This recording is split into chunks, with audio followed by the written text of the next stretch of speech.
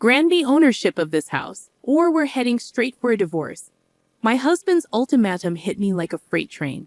Here I was, suddenly backed into a corner by Bob. This house, a sanctuary filled with the echoes of my parents' presence, held a cherished place in my heart. Surrendering it was out of the question. Yet Bob seemed willing to toy with my emotions, brandishing threats as if they were mere trifles. Confusion clouded my mind as I grappled with this impossible situation. Seeking guidance, I turned to my father for support. I am Jessica, 30 years of age, a devoted homemaker shouldering the responsibilities of our household day in and day out. Bob and I have been bound in matrimony for nearly 2 years now, but the weight of his demands threatens to rupture the foundation of our marriage. Since I left my job to marry him, he has been tirelessly providing for us. However, everything changed in an instant following the passing of my father-in-law.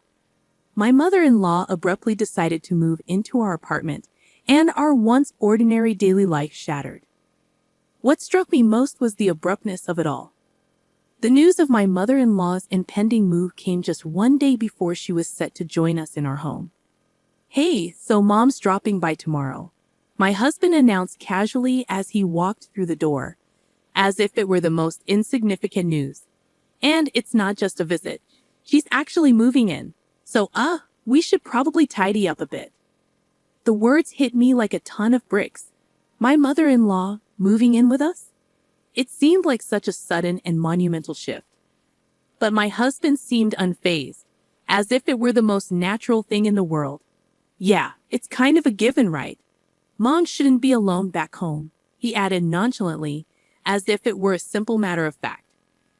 Reflecting on the situation, I couldn't shake the feeling that my husband's approach was somewhat unusual. Typically, a husband would discuss such a significant decision with his wife beforehand. Yet, in my case, it seemed as though the decision had been made before I was even consulted. True to my husband's words, the next afternoon, my mother-in-law arrived, bringing with her a substantial amount of baggage, both literal and figurative. "Hello, mother-in-law. It's been a while. Please come in." I greeted her warmly, but her expression seemed anything but pleased. "Wait, Jessica, aren't you supposed to pick me up from the station?" she questioned, her tone tinged with disappointment.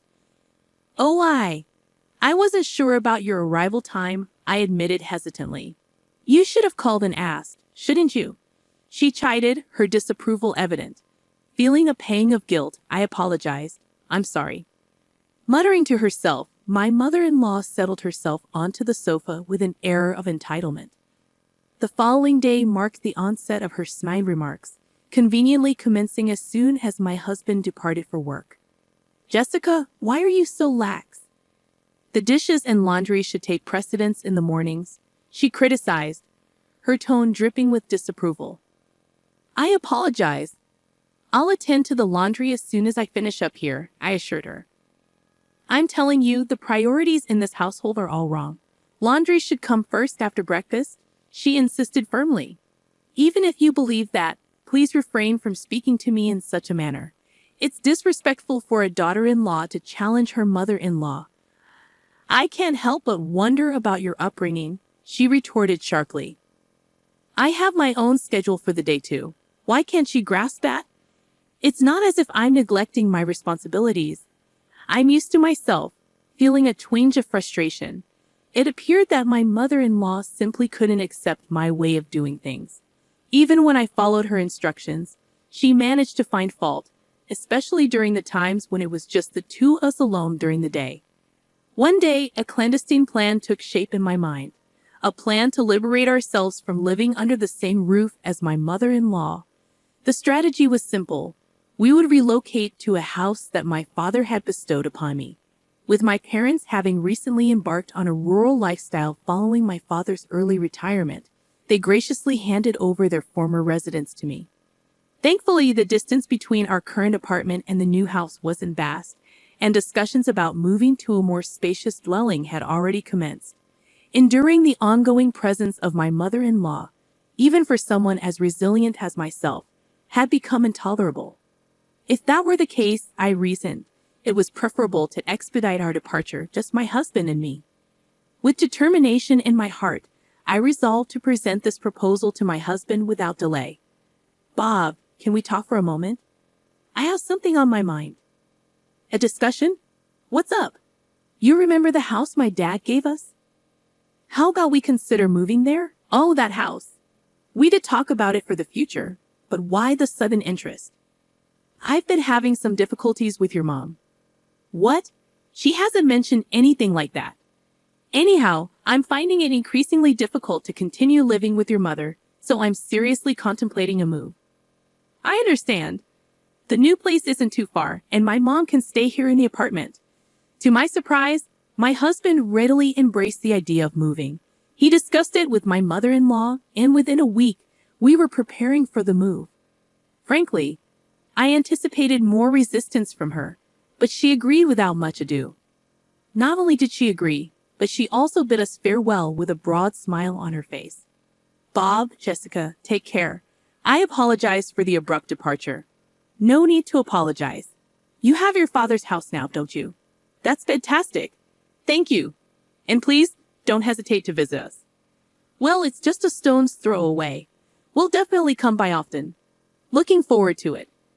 After completing the necessary formalities, we made our way to our new abode. Deep down, a sense of relief washed over me. No longer would I have to endure my mother-in-law's cutting remarks. At last, we could reclaim our freedom. I had braced myself for potential resistance, but I was grateful for my courage in broaching the subject with Bob.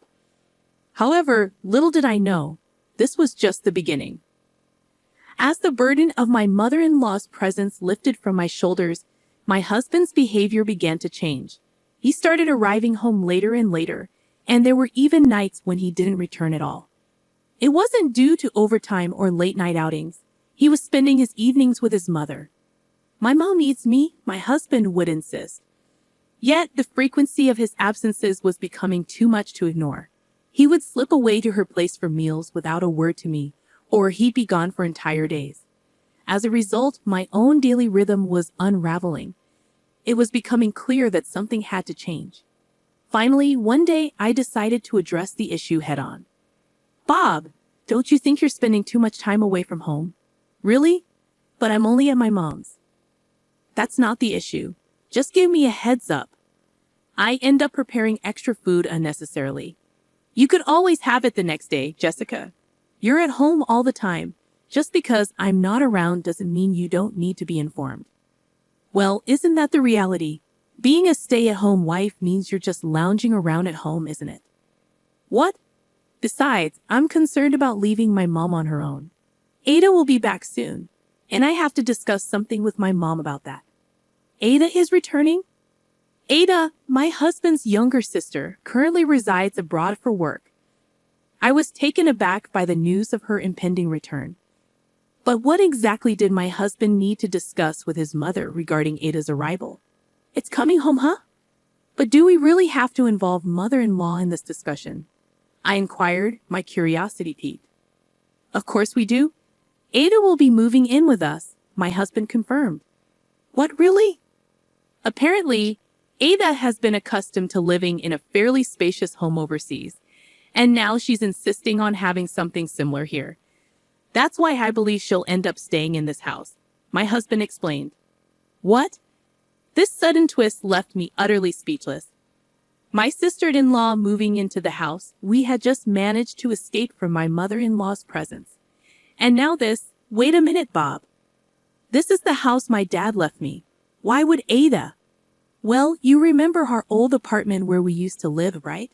Mother-in-law is living there now, and it's too cramped for her. So the only feasible option for a larger space is this one, Bob elaborated.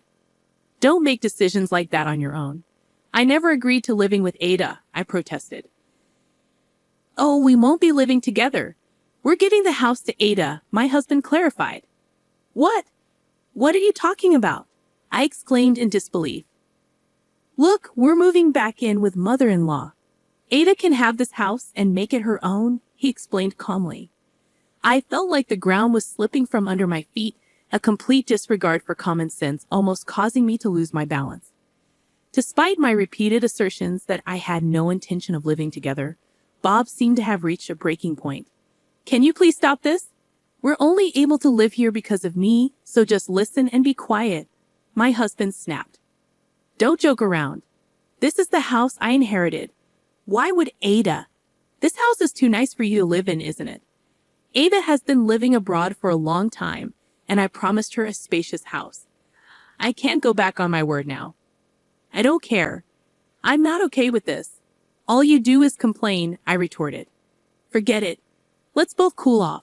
I'm going back to mother-in-law's for a while, he concluded before storming out. With that, Bob slammed the door behind him and stormed out of the house. Left alone in the room, tears began to well up in my eyes. Why does he always make decisions without consulting me? This house holds sentimental value to me. It's my cherished inheritance, yet he's giving it away to my sister-in-law. This is no laughing matter. Every day I received messages from Bob, questioning if I had come to my senses yet, and urging me to return to the house. Each time I stood my ground and replied, I won't give in. Then one day, Bob's patience with my stubbornness reached its limit. He called me in a fit of rage. Jessica, when are you going to come over here? I've asked you countless times. Bob's voice crackled over the phone. I'm not going, and I have no intention of handing over this house to Ada, I replied firmly. That's enough. I've already informed Ada she's returning this week. Stop making a scene, Bob retorted, his tone growing impatient. Don't make decisions unilaterally. This house was passed down to me by Dad. It's mine. Why should I surrender it for your family's sake? I shot back, frustration bubbling up inside me. Watch your tone. Mother-in-law is upset. Don't make things worse, Bob warned, his voice tense with irritation. What about my feelings? I countered, feeling my patience wearing thin.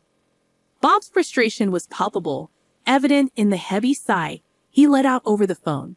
Then, unexpectedly, he dropped a bombshell. If you refuse to listen to me, we're getting a divorce. You understand? By tomorrow, and you'll leave the house to Ada. In that moment, any warmth I held for him turned cold. The way he wielded divorce as a threat was despicable, unforgivable. Disregarding my feelings and using divorce as a tool to enforce his will, could I let him get away with such behavior? Despite my simmering anger, my husband continued arrogantly, paying no heed to my emotional turmoil. Do you comprehend? If you don't vacate by tomorrow, we're ending our marriage. Are you truly serious? I questioned incredulously. Absolutely. You have no say in the matter. It would be quite inconvenient for you, being a homemaker, if we were to divorce, wouldn't it? Ha ha! It seems you grasp the situation. Good. I'm pleased you do. Ha ha! Therefore, you should hurry up and move over here. My mother is eager to educate you. Ha ha! Bob taunted, his tone laced with derision. And just like that, my husband abruptly terminated the call. Later on, I recounted the distressing situation to my dad, and together, we devised a strategic plan. The following day, my husband called, his tone as cocky as ever. Hey, are you all packed up? Ha ha! Well, of course, he quipped. More importantly, when is Ada returning? I replied calmly. Tomorrow. Why are you so fixated on Ada? He retorted. And then, in response to my inquiry, my husband's true intentions came to light. Well, you see, she's been making quite a fortune in stocks and investments. I see. So you're attempting to curry favor with her for financial support. Typical of you, I remarked. Believe what you will. I need you out by today, he demanded. Don't fret. I've already relocated, I assure him. What? His surprise was palpable in his voice. He likely expected me to comply obediently with his demands. His tone grew increasingly arrogant. Oh, I understand now. You never truly intended to divorce me. Ha ha, that's logical. Without any income, you'd struggle to survive if we were to split. Ha ha, it's true. For the time being, we're still legally married, so I'm even entertaining your call. But that won't last much longer, my husband remarked, his tone dripping with arrogance. What? You're serious about divorce? My words seemed to shake him to his core. What are you insinuating? You'll leave that house, won't you? You're coming back here immediately, right? he demanded. What? Why would I do that? I'd sooner face death than return to a home with an unreasonable husband and a meddling mother-in-law, I countered firmly. What? What are you saying? You agreed to leave the house, my husband exclaimed. And that's exactly what I've done. I said I've already moved out, I responded calmly. Don't play games with me, he retorted. Then where are you? Panic tinged my husband's voice as he started to speak faster, a clear sign of his agitation. I'm at my parents' house now, I replied. What? But I relocated to the rural area where my parents reside. I won't be returning to your house, I clarified. Oh, I see. Relief flooded into my husband's voice. Well, it doesn't matter as long as I can give the house to Ada. $500,000, I stated firmly. What? The house I inherited from my father? You put it up for sale, so if you're serious about giving it to Ada, you'll need to buy it for $500,000. My tone remained resolute. What? You're joking, right? My husband's disbelief was evident. Do I sound like I'm joking? The house is still in my father's name, so I've asked him to list it for sale. Actually, what I requested from my father was assistance with selling the house, I clarified. My father had always told me you can live in it or sell it, whichever you prefer. Just inform me when the time is right. The appraisal came in at $500,000. Seeing the opportunity, I wasted no time in listing it for sale. It was a scenario he likely never anticipated. My husband struggled to articulate his thoughts, attempting to unleash his verbal fury. You must be joking. Acting on your own accord like this, I won't tolerate it, my husband protested. I don't require your approval. We're divorcing soon regardless, I countered.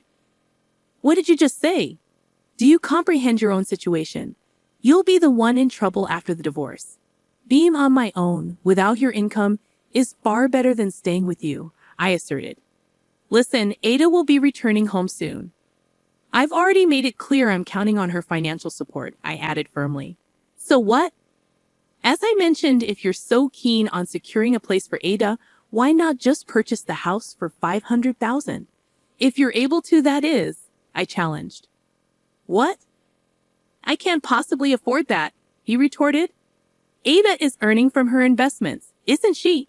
She can buy it for $500,000, I suggested. No matter how wealthy Ada may be, that's an excessive amount, he argued. My husband persisted with excuses, showing no remorse or willingness to humble himself. Realizing that continuing the conversation would be futile, I resolved to speak my mind. I have no patience for the antics of a foolish mother and son. Did you truly believe that threatening me with divorce would compel me to obediently surrender the house? If you presumed that I would comply with your every whim simply because I'm a housewife, you're sorely mistaken. Hey, just calm down, he interjected. I am calm. It's you who should be panicking right now, isn't it? I refuse to blindly follow your commands. I categorically reject any further ties with your family. Stay out of my life forever. To hell with you and your precious mother, you jerk. I shouted loud enough for the neighbors to hear before abruptly hanging up the phone. Without hesitation, I blocked his number, severing all communication with my husband. Following that, I sought out a lawyer I trusted and initiated divorce proceedings. Despite the challenges, I ultimately succeeded in divorcing him on the grounds of his misconduct. As far as I know, he continues to reside in the condo with his mother-in-law. With my sister-in-law's impending return, they couldn't arrange for a larger residence. In the end, she flew back overseas in a fit of anger, exclaiming, "This isn't what we agreed upon." My ex-husband's scheme to seek financial aid from his investment-savvy sister-in-law collapsed miserably.